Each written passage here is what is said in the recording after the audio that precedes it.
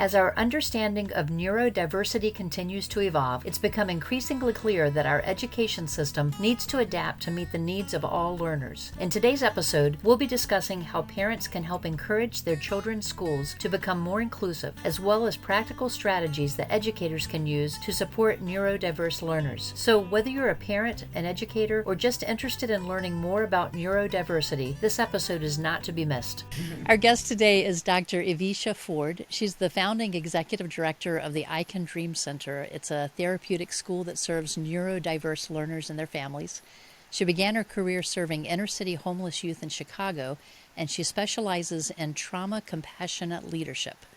During her career, she's been an assistant superintendent, a director of special education, and an assistant professor of educational leadership. And she's the author of the book, Benches in the Bathroom, Leading a Physically, Emotionally, and Socially Safe School Culture. Dr. Ford, welcome to the Water Prairie Chronicles. Thank you so much for having me, Tonya. It's a pleasure to be here. Thank you. I'm looking forward to hearing more about what you're doing. But first, could you tell us a little bit more about yourself? That was your formal bio, but who are you really? Great. So, Tonya, I spend a lot of time here at the iCan Dream Center, and I absolutely love it. I do actually manage to get a little bit of free time, and in my spare time, I am actually a bodybuilder, and I enjoy reading lots of books, and I enjoy writing. And I also spend quite a bit of time with my little boys. My oldest child is a daily reminder to me that God answers prayers, because he said, "Mom, I know you prayed for 2 little boys, but 2 little boys are very annoying. You should have asked for a girl and a boy." So that is sweet. I like that. So this season, we've been playing a little icebreaker game with all of our guests called Two Truths and a Lie. And those that are listening and watching, if you haven't heard one of our episodes before, we challenge our guests to bring in 3 facts about themselves, with one of them being a lie.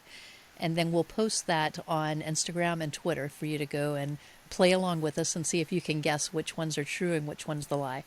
So I've asked Evisha if she would prepare 3 facts. Are you ready to share those with us? Yes, I am. So my first one is that I am the mom of 2 children under 5 years old, that I am a scuba diver, and that I visited 7 of 8 continents. All right. So if you're listening, go or watching on YouTube. If you're on YouTube, in the comments, leave your guess, or you can go to Instagram or Twitter and leave your guess on the post that we'll put there. And a week after we post this, then we'll come back and we'll add the answer so you can check to see if you have it right or not. So we'll see if anyone gets it. And if you've been trying to guess on the others, make a note on how many that you've guessed correctly so far. I'm curious to see how many you're starting to guess on this. Today we're going to be talking about neurodiverse learners. Can you tell me how you became interested in working with that group? Absolutely. I began working after I finished working with homeless youth. I was recruited by Chicago Public Schools because the work I was doing was really building capacities for agencies, and I did quite a bit of professional development. So I was recruited by Chicago Public Schools, and at the time I was leading what is a pilot program, which has now been a program that was accepted by the governor for all of the state, called Preschool for All. And so in working with daycares and early childhood centers across the city, I really began to understand the disparity in services for children who had disabilities, who are subthreshold for disabilities. And so I was working to build the capacity of those early learning center teams, but I also spent quite a bit of time working with parents. And so I began to see that, wow, there's really a difference in the services that kids receive depending on where they live at. And I really began to think that if we can capture kids while they're young and early and front load the supports and resources, that they're going to have a much better trajectory. Fast forward, I was enjoying and loving the work I was doing. I thought I would do that forever. And I went back to school for a leadership, and entered a leadership program. Afterwards, I interviewed for some different roles and landed in a high school district, which is something we do in Illinois. I landed in a high school district, and I began to see the needs of parents for high schoolers in post-secondary in a different way than I had before. I began to understand many of the parents were sort of afraid to hope and nervous about what would happen for their child after they aged out of services. And so that really lit a fire for me in terms of making sure that there are resources available. So in leadership, I sort of cut my teeth at a really pivotal time in the school district because the state was in saying, hey, your district has to offer more inclusive programming for children. And that was exciting, it was nerve wracking, and it was a lot of pressure to build some programs really quickly. And of course, they were to the benefit of our students. So the district quickly built a transition program, post-secondary program for our students that was housed inside of the community college. Built programs in each of our high schools, or refined one and built others based on the new model for students who had who needed behavioral support. We had a functional program that we brought back into our high school for students who weren't necessarily going to earn a high school diploma, but who could still benefit from being in a typical high school setting. And so I really enjoyed and thrived off doing that work and really building these programs, and the parents were so excited about it, and the students just did marvelously. So you're mentioning, I'm sorry, I'm going to interrupt you here. So you're mentioning the extended program with the high school. Were they going beyond age 22 in those programs? No, they were 18 Okay. to 22. Yeah. Okay. So it was that end of the age there, Mm-hmm. and then the community college would be able to take over from there Yeah. for the student. Okay. Okay. Because it's a big gap there, because we get our kids, they're not always quite ready at 22, but then they kind of go into nowhere. So I really like that idea. Is that program going now? It's still going. I think that was 10 years ago that we launched that program. And ironically enough, I founded a school, the iCan Dream Center, which you mentioned, and it's also a transition program. I don't have the confines of the public school, so of course the iCan Dream Center is that program on steroids. And Right. and we also have a high school program, right, to meet the needs of students. And so our goal here at the iCan Dream Center is to take students who we have a special niche that we work with students who can be competitively employed with a little bit of support. So our high schoolers who have had struggles in the public high school system or who've been through various other therapeutic settings come to us, and we get them finished up high school with dignity, and we also place them in vocational opportunities so that they can work meaningfully once they exit services. The same thing with our transition students. We have a very strong vocational component, and we place students, and so the overwhelming majority of our students who exit are actually placed in a job. We've removed their transportation barriers and got them connected with transportation Right. services. We're really fortunate in Illinois. Our students get basically free transportation if they qualify. So we get them connected with that, and we get them placed in jobs where they can really start to, live lives that are aligned with what they feel are their purposes and their own unique abilities. You were mentioning your past experiences that led up to where you are now, but how did you start specializing in neurodiversity? Oh, I began just because of my first leadership, because my first role in schools. I mean, I'm a trained school social worker. So the time that I worked in schools was already with students who were either subthreshold or had IEPs. And so that's Okay. really where I just started in schools. When I first finished graduate school, like I said, I worked with inner city homeless youth, kids exiting the sex trade, those who were really left homeless after a big gentrification project. And so when I went over to the school system, it was my first group of students that I worked with were those who had disabilities or subthreshold. Okay. So so you're not talking about students who have physical disabilities. You're looking at just the neurodiverse group. I do have some students who have physical disabilities, and they're also neurodiverse. Right. So Well, yeah, because you can have um, right. yes, yeah.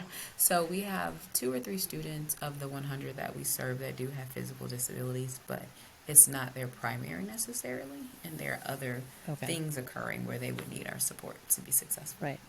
Okay. Okay. And so I know I'm deviating from what I sent you, That's okay. which I had a feeling that we might, because it's just so interesting, and I want to know more about it. So in North Carolina, I don't know if every state has this or not, but we have vocational rehabilitation here that'll work with students starting at age 14 and help them get through school and to that employment stage. So how are you differing from what they're doing? So vocational relays, some of our students actually get dual services. So some of our students Okay. who have been enrolled with a voc rehab coach or counselor, they will check up on them. So there's not that much of a difference, except for we're a whole program. We're a school that Right. really wraps the students in all kinds of services. So they have the benefit of our coaching from our vocational specialists while they're on the job. They can change jobs based on their changing interests, and if they're growing in some skill sets, we help our students to get driver's licenses. Unfortunately, if they're able. Unfortunately, most of the high schools that they come from don't even enroll them in driver's ed, Right. which is Right. a misstep, really. And so we've helped students to secure driving permits and driver's licenses.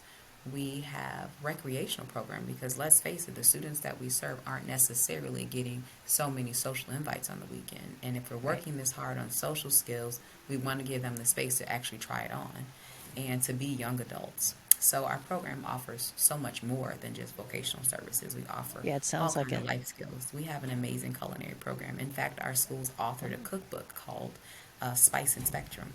And we partner with celebrity chef Jerome Brown, and our students and families put Wow. together a fabulous cookbook. Um, and so we really have a lot of special projects. The other thing that makes us very different is that we're not just serving the student, we're serving the family. That's one of the things I love about early childhood, especially in Illinois, the 0 to 3. You don't write a plan for the baby or the child, you write a plan for Right. the family. And so Right. essentially, we're actually doing that same thing here. We look at when a student enrolls here at iCan Dream Center, we call them right away and say, hey, let us get to know your family. Who are you? How can we help you? How can we serve you?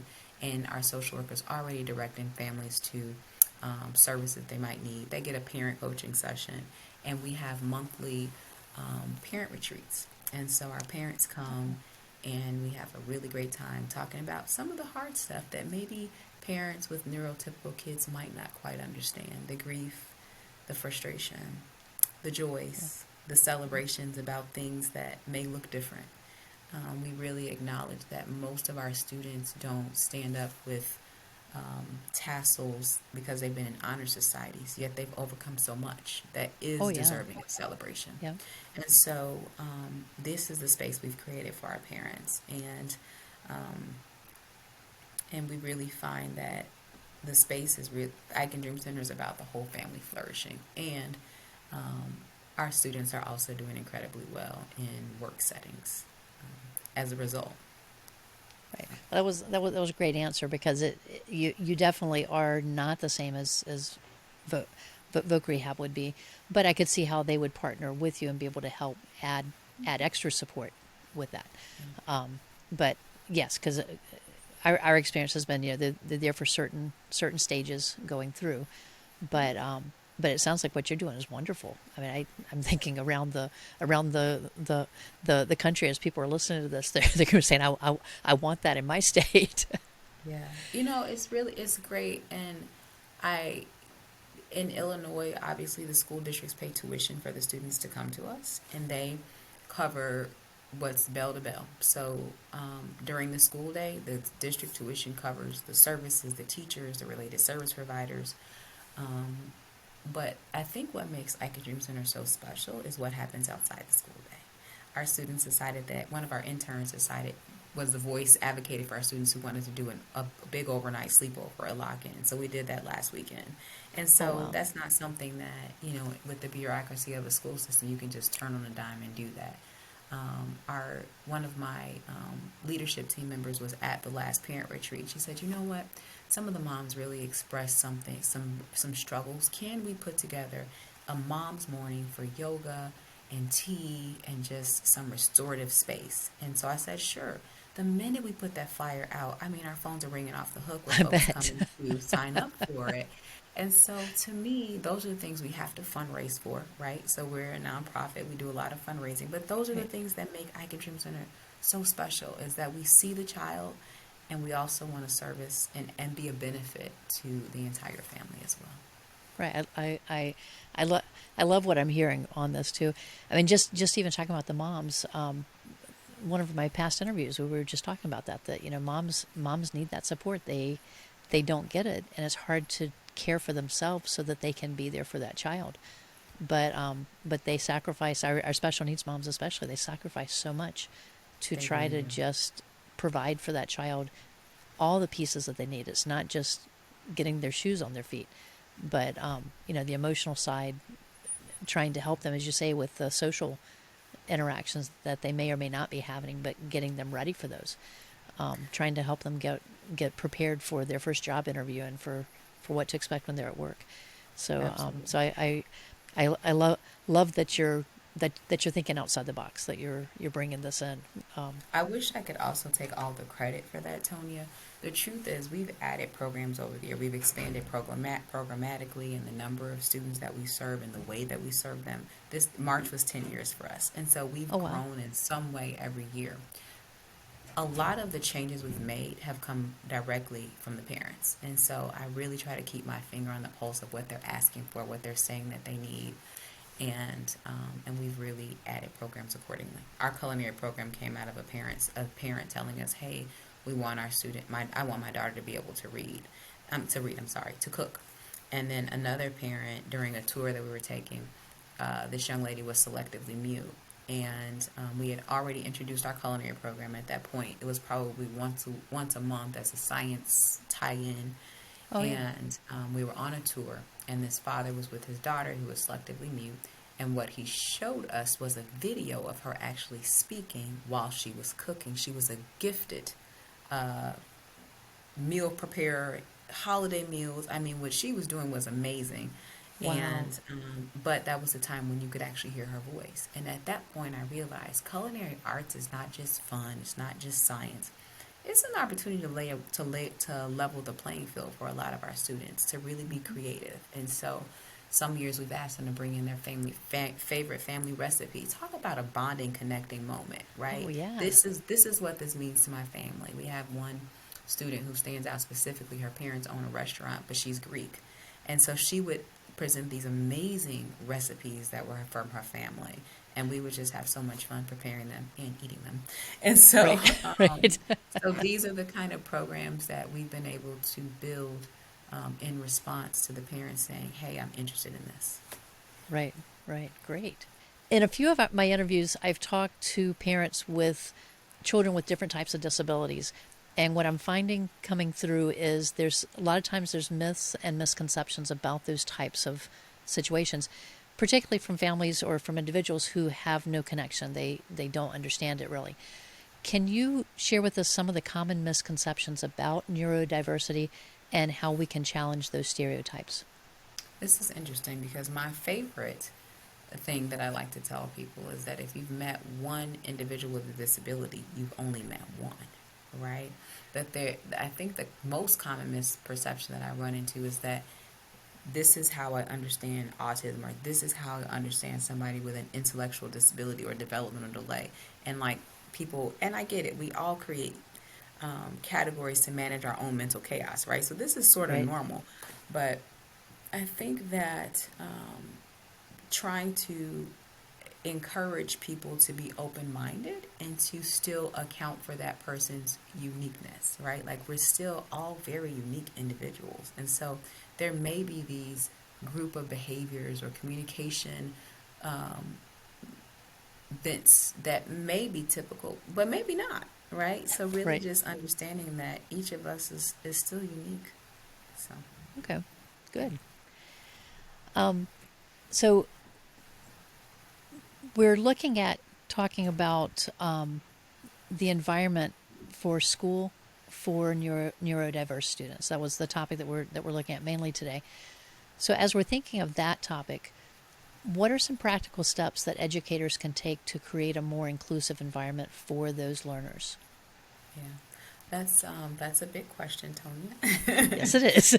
I think that the short version is to think about all the accommodations that can be put in place to keep them in the least restrictive environment. I think sometimes we sort of skip over things. I see that a lot in districts that will call us and say, "Hey, we want to place a student," And what we've done in about a half dozen instances I can think of this year is that my BCBA will go, one of us will go and say, you know what, that kid can thrive in the classroom where they are, and if you'll let us work with you, we can help you keep them there, right?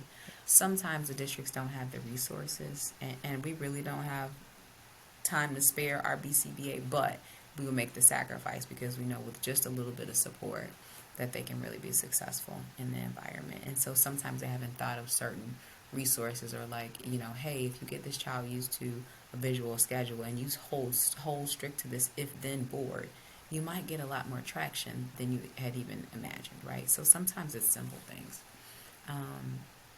I was part of, when I moved to my last school district, remember I told you that the state was really on us about our inclusivity practices, Right. or what they call educational environment.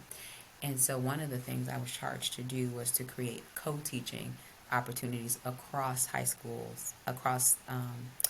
disciplines, so that our students could access the class but still receive the special ed instruction. That was really interesting. I learned a lot about the nature of people, and I really got a whole nother psychology degree at that point, at that time. But I do think, we're practical and feasible, really thinking about a co-teaching scenario. Our students benefited a lot from the ones who were in high school and able to really be in an environment with their peers and really glean from a more typical experience. So. I remember one of my children at the middle school level, we were told that he would not be able to advance to the class academically that he needed to and still get help. That he couldn't be in that top class and still have resource help. And it wasn't an acceptable Why? answer for us, but that's how the school was presenting it, that it's that if you need help, that there's no way that you could actually master the material to be in that top class. And we found a way around it, but it was a lot of work on our end to get there too. So I wonder how many parents are fighting that type of situation and having to trade off. Do I let go of the resources so that my child can get that academic stimulation that they need, or but then can they survive in that situation if they don't have they're working toward skills with their IEP that need the resource side of it to build those skills. Yeah. It doesn't necessarily mean that they can't access the academic side of it. They just need to get it all together. And we noticed a few years later that he was still missing some of those skills because we had gone the way that we had. It's tough. And actually, the reason that the iCan Dream Center came to be is because when I worked in the high school district, we had an alternative program, and it was for students who were struggling in a variety of ways. And so our students who had IEPs were going into the program and they were failing. And so the district was actually having parents to waive their IEP rights to enter into that program. So you know what was happening. The kids were Yeah. failing miserably. So I'd actually gone to the superintendent and said, hey, I think we need to build a program for students who have the same sort of maybe emotional, behavioral, anxiety difficulties that our gen ed students do, but they cannot thrive in this program without some extra supports. And for various reasons, he said no, and the time wasn't right. And so that was actually the blueprint that I used to build the iCan Dream Center. I said, no, a place needs to exist for these students. And my guess was that, my hunch was that if that was the case in our 6,500 high school district, that many of the surrounding school districts were having the same issue with a lack of a program for those students. And so as soon as we opened the doors and said, hey, we're here for this student, for this is our profile of student, we were flooded. Really Oh, I'm flooded. sure. I'm sure. Yeah. That's we have so many kids that get caught just in the flow, and they're left behind because of that. And I never like to hear about a student that isn't reaching where they could be. Everyone has the right to strive for their best, Absolutely. and some of them we need to help them get there, but they need a few people advocating on their behalf to get them there. And so in That's your case, instead of being frustrated at the fact they said no, you went out and started your own program, Oh, I which was maybe it was frustrated. Well, I'm sure he came out of frustration, but I look at was what it pissed led to. actually because I thought But here's a list of 40 students who could benefit from this program tomorrow. But right, that did translate into something that was beneficial. right. So without that painful time of life for you, Yeah, you wouldn't have the center today. that's true. That's true. That's very true. So my glass is always half full. Okay, so Yeah. that's just, No, it's exactly right. No, I wanted to be clear. I was outraged by this, but yeah. So you aren't just rolling over and saying, "Okay, I'll just go and do this." No. yeah, So talking about the educators that we're looking at with providing the environments, your book, does it provide information that would help those educators? it does. And one of the things we talked about was creating inclusive environments, sort of in schools or inclusive environments for students. And my thought process and what I always like to lift up is that all of our young people who are children with disabilities will matriculate into adults with disabilities, right? Right.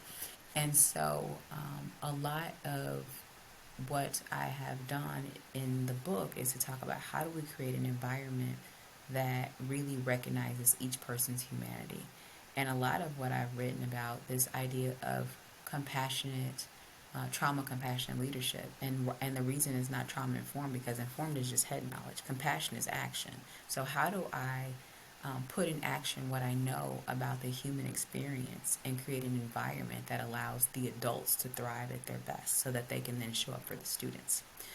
Because this is the environment that we have at the iCan Dream Center, 25% of my workforce, 27% do identify as neurodiverse.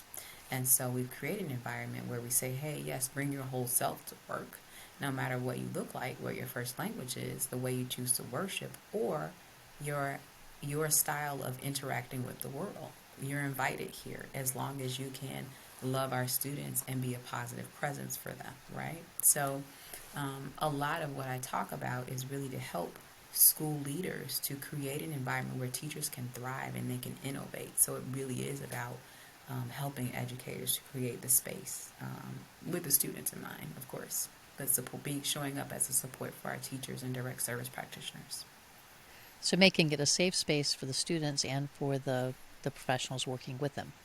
Absolutely.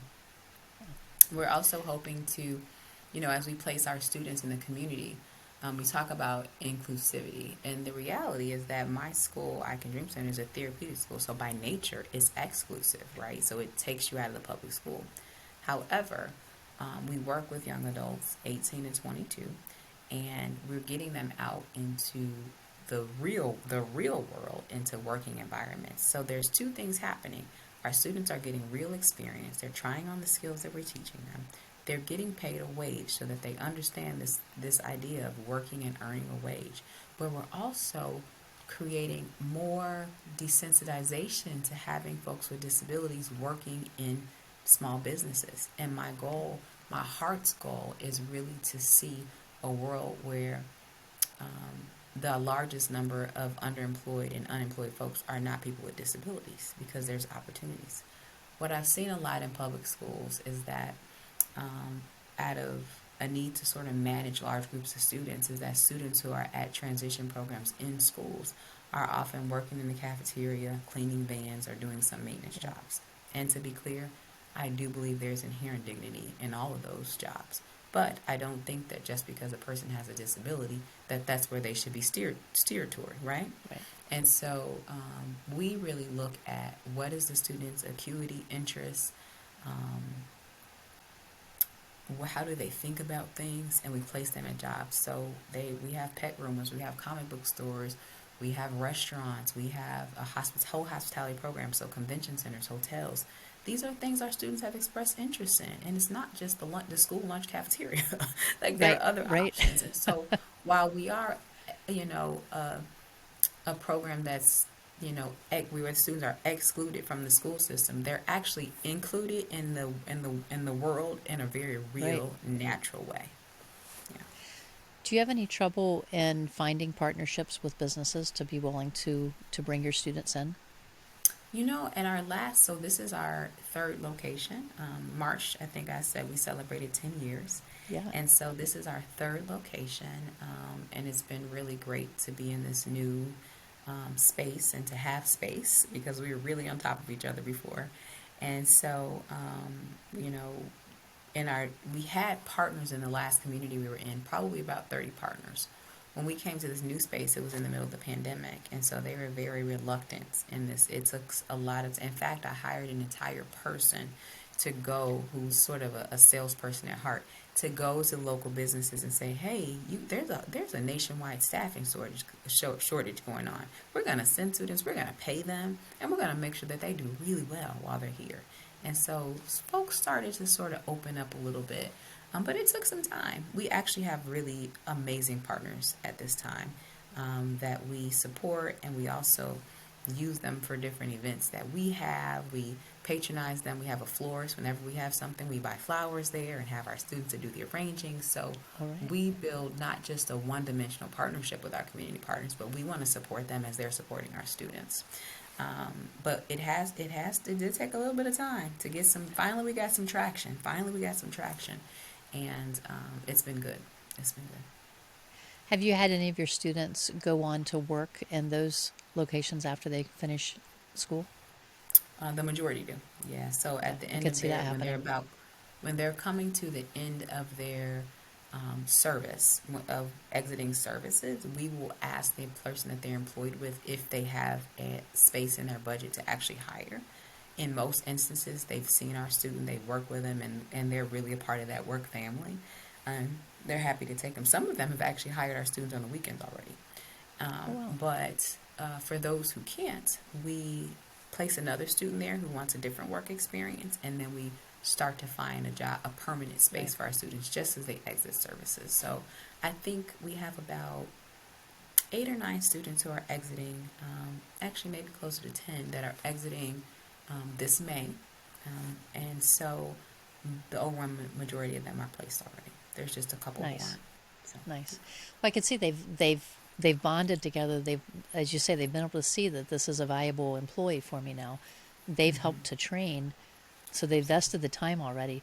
It's the perfect employee to hire now because yes, they haven't lost anything in the process of getting them trained and ready for the job. So why start absolutely. over again if they if they have an opening? That's right. We have one young woman who works for a comic book store, and she is hilarious because anytime given any platform, she will tell us about what's happening at that comic book store, what kind of events they have coming up, what sales they have coming up. And I thought, they don't know what a jewel that they have in She this is woman because sold. she's a Yeah. marketing person for them. She loves it though. She's really into like Comic Con and Marvel, and she's actually very knowledgeable about the items that they're selling. So it was a perfect fit. Right. But yeah, she's asked us, can I put up a couple posters here?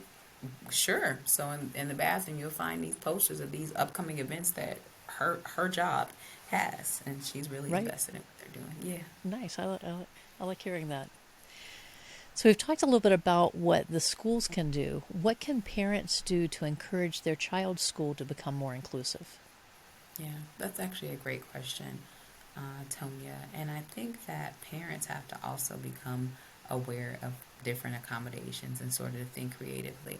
I think I love watching like the parent boards and people generating ideas together and saying, hey, I have this, you know, concern. How can we mitigate it? Or what solutions have you found helpful? And sometimes things come up that parents haven't thought about before. And again, what kind of accommodations can we use? Have we thought about, allowing the student to load some different app on their phone to be able to record and it transcribes for them? Or perhaps I haven't thought about what it might be like to write in a peer buddy with the students so that they can thrive. So there are all these unique approaches that I feel like are happening that we may not necessarily think of inherently, right? And so working Right. together, we can kind of come up with some solutions. I think just thinking a little bit outside the box because sometimes we have an idea of what we want and it may not be exactly that, but it may achieve the same outcome, right? And so I think being open and flexible and really showing up to these IEP meetings and saying, hey,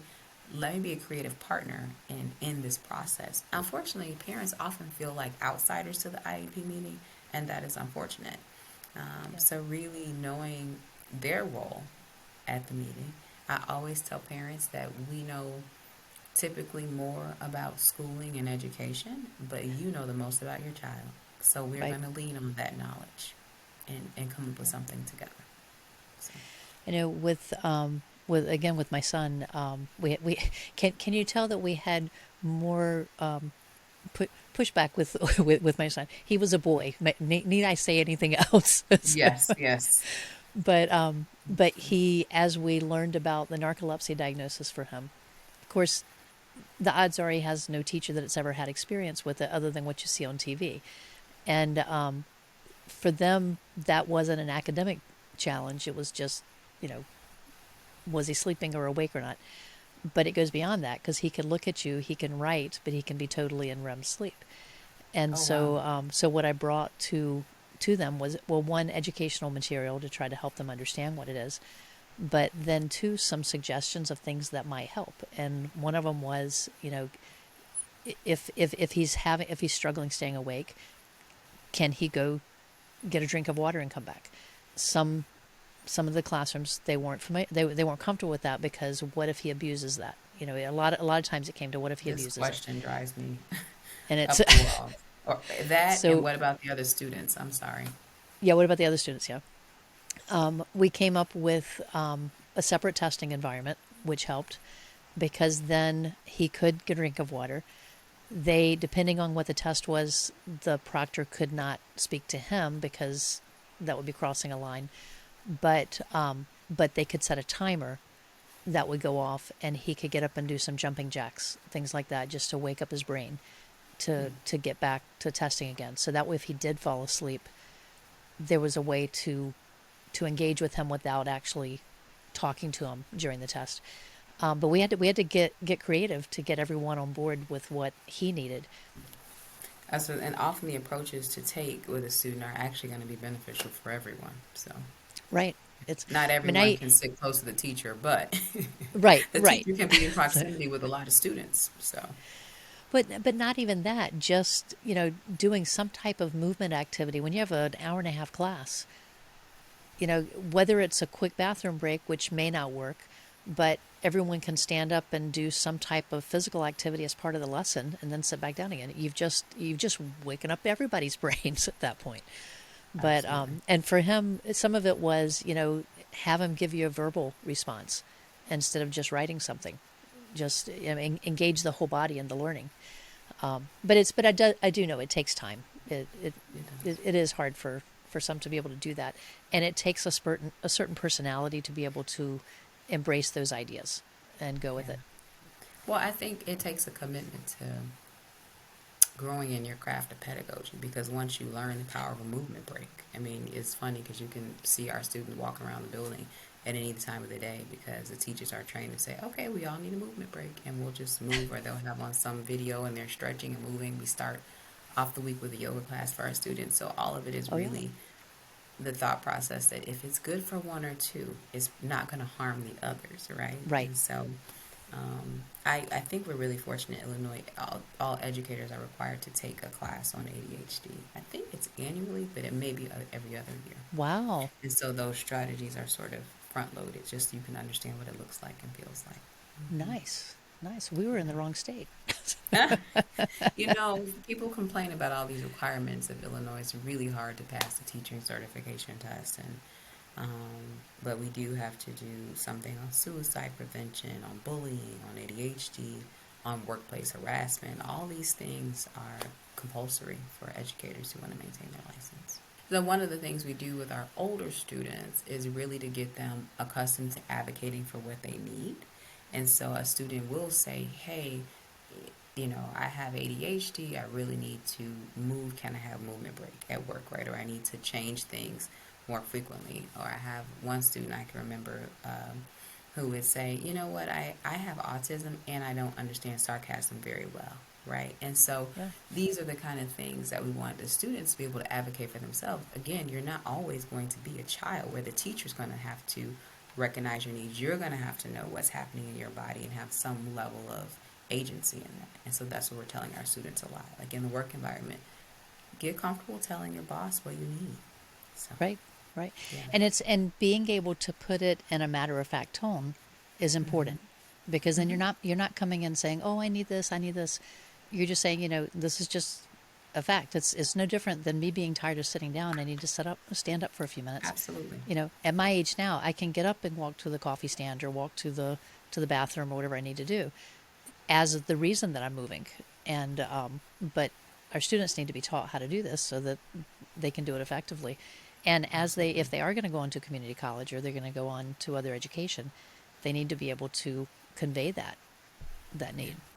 You had asked about what parents can do, and I think that's one of the gifts that we can really give to our children whose needs might look slightly different than a typical person, is to be able to articulate what it is that they're experiencing and to notice what's happening in their own bodies and speak to it. And I think sometimes as parents, we're sort of afraid of that. We think it may cripple them or that they may feel bad about it. But I think we're equipping them to be successful when we do that. Right. Yeah. You're not putting them in a selfish environment. You're helping them actually be able to thrive and Hmm. where they need to be. And So, destigmatizing it a little bit, right? Like there's no, right. like you said, everybody has different needs for various reasons. Mine might be because of a back injury. Yours might be just because you need proprioceptive input, right? So who, Right. regardless of Right. what the need is, I need to move. So that's the bottom line. So yeah. So So, my youngest has ADHD as well, and I was concerned about his reading, and I said, I am not sure his pre-reading skills. I'm not sure if everyth's happening. And so I followed up with his teacher. I said, this was before he had any formal diagnosis. I said, can you take a look and let me know, like, about his letters? Because I felt like he might know, but he was not ever showing it to me. So I went back for the conference. She said, oh, yeah, he knows every letter and every letter sound. This is Montessori school, so they start with letter sounds first. okay. Right. He knows every letter sound. And I said, oh. And she said, the way I figured out he did is I would just say the letter or point to the letter, and he would say it while he ran around the desk. So she said he ran around this desk about 30 times. We got out all the sounds. He knows each of them. And I thought, uh-huh. Well, I'm a special educator, so I already kind of knew what that probably meant. So Right. that's Right. great. So, but I was grateful that she had really taken the time as I asked, can you let me know like where the gaps are so I could sort of Right. fill up. So, Right. Wow. So, well, I could talk to you forever, but I'm going to cut our question short here. But I would like to find out if our listeners have any questions that they'd like to contact you about, or if they'd like to find out more about what you're doing there. What's the best way for them to get in touch with you? super easy. They can contact me on my website, which is just Dr. Evisha, Dr. DREVISHA.com, drevisha.com. And I'm also found on LinkedIn with the same handle, Dr. Evisha, and I'm also found on Instagram with the same handle, Dr. Evisha. Okay, Across all we'll add that to platforms. the show notes too, so anyone who's looking, we'll have the links there for you. I also have And a Facebook yeah, group that I would love for parents and educators to join. It's um, it's called Leading a Socially, Emotionally, and Physically Safe School Culture is the name of it, and it's open to anybody. Once they can just click on, and I'll me or one of the admins will accept them. But Facebook page, Leading a Socially, Emotionally, and Physically Safe School Culture. It's a private Facebook group. okay, we will definitely put that link in the show notes, because to try to remember how to type all that together is going to be a little I harder. know. Yeah. What other projects are you working on? Is there anything else you want to let us know about? There's the book that is on Amazon and solutiontree.com, and it's available for sale right now, but it'll be open to shipping just after this airs June 3rd. Available for shipping just after this airs June 3rd, and again is Benches in the Bathroom, Leading a Socially, Emotionally, and Physically Safe School Culture. And I asked before we started the interview about the title, and I was told that we need to read the first chapter or the first paragraph to understand where the Yes. title came from. Is that right? Absolutely. All Yes. right. Yes. So we'll put the link to the book in the show notes as well, so you can find if you look down, whether you're on the web page, YouTube, or in the audio, even you should be able to get to the links, or at least follow the link to the web page that'll have all the links there too. Great. So, Thank you. Dr. Ford, thank you for joining me today. I appreciate this conversation. I wish we could continue talking, but I know we have to end at some point. Yeah. But thank you very much for joining me. Thank you for having me. It's been a pleasure. I hope you found our discussion today informative and thought-provoking. As Dr. Ford has shown us, creating an inclusive environment for neurodiverse learners is not only possible, but essential for the success of all students. Thanks for tuning in, and until next time, keep creating a more inclusive world for all learners. Hey there, Water Prairie listeners. If you're enjoying this show and want to support us, please consider making a donation at buymeacoffee.com/waterprairie. Your contribution helps us keep bringing you great content week after week. Thanks for listening and for your support. You've been listening to the Water Prairie Chronicles, a podcast created to encourage and support parents of special needs children. If you found value in this episode, hit the like button and subscribe so you don't miss future episodes of the podcast. I'm glad you were able to join us today, and I hope to see you back next week for another episode of the Water Prairie Chronicles.